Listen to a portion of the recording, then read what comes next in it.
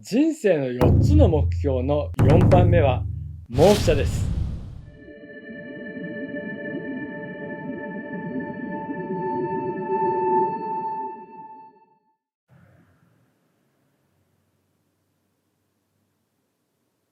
こんにちは。マハリス総合教育研究所群馬オフィスで全世界1000万人以上が学んだ超越瞑想を教えている森正也です。この動画を見ていただきありがとうございます。超越瞑想はインドで5000年以上前から伝えられています。インドの初代大統領や現役のモディ首相も超越瞑想を学ばれています。この動画が良かったという方はぜひチャンネル登録やいいねをよろしくお願いいたします。さて、人生の4つの目標の話は今日で最後です。1番目のダルマは使命、2番目のアルタは富、3番目のカーマは欲求でした。もしまだ前回の動画をご覧になっていない方は後でゆっくり見ていただければと思います。ここから見始めても大丈夫です。今回の話はバガバットギーターの本の第6章施設22から23のところに書かれています。ヨーガの定義について書かれている場所ですが、そこのところで人生の4つの目標という話が出てきます。その最後の4番目はモークシャです。それは解放という意味です。解放というと、捕虜や人質の解放とか、占領されていた地域の解放とか、何か暴力的というか強制的な制約から解き放たれたイメージがあります。私の場合は町の議会がありますが、議会の日程が終わると解放感があります。日常ですと仕事が終わった時に解放感を味わったりしますよね。これが人生についての解放というとどういうことでしょうか。現在私たちは何か制約を受けていたり不自由な環境にいるのでしょうか。いかがですか。人によっては魂が肉体に入っていて、この肉体の制約を受けているという話をする場合もあるようです。でもこの体はあった方がいいですよね。いろいろなことができます。この解放というのはそういう肉体的なものではなくて精神的なものです。どのようなものかと言いますと、それは苦しみや悲しみからの解放です。ここの第6章の施設20から23までは、人生において苦しむ必要はない。人生のゴールは簡単に達成できるという話です。そしてそれはあらゆる世代の人々に思い起こさせるために伝えられてきたそうです。そしてそれを実現するための方法が超越瞑想です。心が内側へと進んでいくと、やがて現在意識や顕在意識と呼ばれる領域から潜在意識と呼ばれる心の深い領域に行って、そしてそれらを超越します。そこで隠れていた普遍的な存在を静かに見出すということになります。これが超越瞑想なのですが、実際この存在に到達する方法は超越瞑想以外にもいろいろとあるようです。ただそれが過酷な修行であったり、それを実践するために世捨て人になってこの世界にあるいろいろな面白くて楽しいものを経験するのを諦めたりする場合があります。超越瞑想の場合は、あなたに合ったマントラと呼ばれる音を心の中で思うだけの簡単な瞑想で、難しいことは何もありません。とても簡単で楽にできます。その時に体験する存在の永遠の光の一条の輝きだけでも無知の暗闇を追い払い、全能の神の祝福を受けるのには十分だと言われています。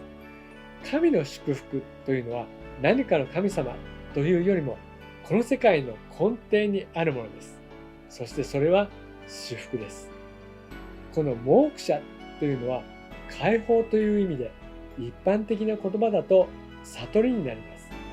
そうすると今まで解説してきたダルマ、アルタ、カーマはこの相対界と言われる変化する世界に属することだから、モークシャを実現すると他の3つはいらなくなるという解説をしている人もいます。しかし悟りというのはそこでやっと人間になったというか、本来の人間の姿というか、それが正常な状態です。それなのでそこからまたダルマ、アルタ、カーマを楽しんでいくということになります。超越瞑想を行うことで自分の内側にある至福意識に到達します。そしてその時に本当の自分である真我を知ることになります。と、ちょっと調子に乗って喋ってしまいましたが、皆さんついてきてますか？で、疲れている人は見ながら寝ちゃったかもしれませんね。で、今日はこの4つの目標をすべて紹介しましたので、何のためにこの話をしているのかについても触れておきます。まずはダルマですね。あなたの日々の行動が楽しく、生き生きと活発になることの大切さです。行動が活発ということではなくて、心の中の喜びが活発ということです。家で静かに本を読んでいても楽しさがフルマックスの人もいます。そしてアルタは富です。これは豊かさですね。そしてカーマです。これは欲求で幸福を目指して苦しみを取り除くことです。どれも魅力的なことだと思いませんか？そういう生活を目指しましょうということです。そして今回のモークシャです。これは悟りを開くことで全ての苦しみから解放されるということです。これらは超越瞑想という技術なしでは実現は大変です。全ての源である存在に到達する方法を提供しているのが私たち超越瞑想の教師というわけです。超越瞑想という技術があるからこそ、これら4つの目標は簡単に達成できるということが言えるわけですね。もしこの技術がなければ、机上の空論で終わってしまうかもしれません。この動画の説明を聞いても、ああ、なるほどね、そういうこともあるんだな、っていうふうに感想を思うだけで終わってしまいます。4つの目標を実現するのは、本を読んで知識を得るだけでは非常に困難です。さて、ここでさらに追加の話があります。それは超越瞑想で経験できる存在や至福意識が日常的に継続していく必要があります。超越瞑想を行っている時に体験する意識を超越意識と呼んでいます。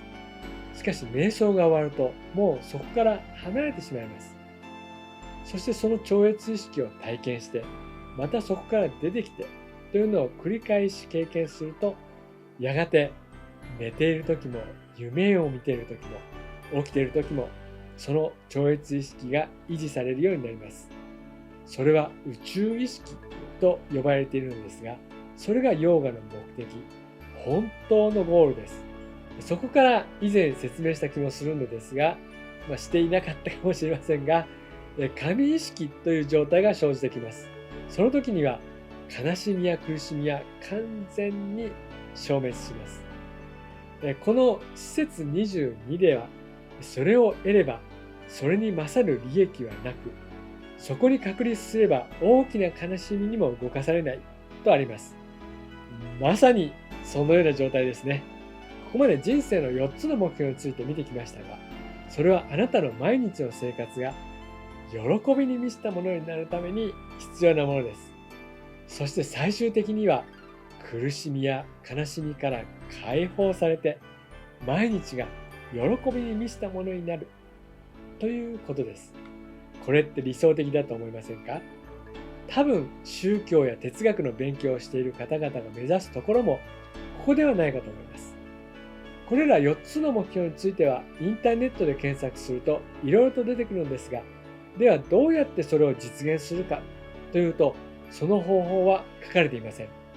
頭の中にそれらを記憶して注意しながら生きていってくださいというアドバイスとしてはありがたいのですが、何日かすると忘れてしまって自分の生活は変わらなかったりします。しかし超越瞑想は逆にこういう知識がなくても毎日ただ瞑想するだけで自動的にゴールに到達できます。いかがですか？それって楽でいいと思いませんか？はい、今日の動画は以上です。もし超越瞑想に興味を持たれた方は、ぜひお近くの瞑想センターで行われている無料の説明会にご参加いただければと思います。